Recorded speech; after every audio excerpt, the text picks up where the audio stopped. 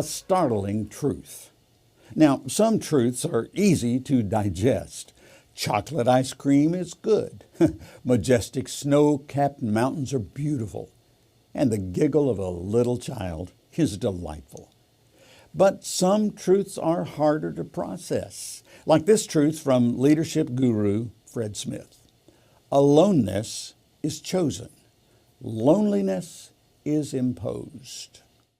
When I read that recently, I had to take time to think it through. I also had to read further to see how Fred Smith arrived at that conclusion.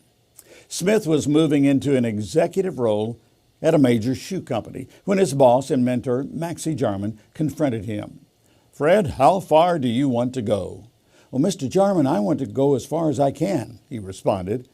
"Then learn to live with loneliness." The startling truth is that those who lead find they cannot relate to their staff as they might with close friends. And Smith goes on to say, aloneness is chosen, loneliness is imposed. It can be imposed by responsibility. For example, an executive who is highly functioning can never really be one of the boys.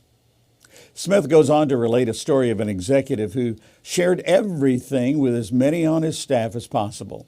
His challenges, his vision for the company's future, and his concerns. What happened was that different people formed different opinions and set their mind in one direction or another. And then, when the executive made a decision, a faction was immediately against it, bringing unnecessary strife to the organization. Smith called it abdicating his leadership to create a comfortable environment. Is it okay to share things with some of the staff? Smith says that for a leader, talking over his potential decisions is valuable if, and only if, he chooses the right person and assesses his motivation. Do you remember the story of King Rehoboam found in 1 Kings 12? Solomon's son was faced with a decision regarding the treatment of some of the Israelites. Rehoboam sought counsel from his father's older advisors, who encouraged him to treat the Israelites kindly. But Rehoboam went to his own young advisors, who said he needed to be even harsher with them. Well, the counsel he received from these men brought strife and grief. Their advice was born out of their own personal agenda.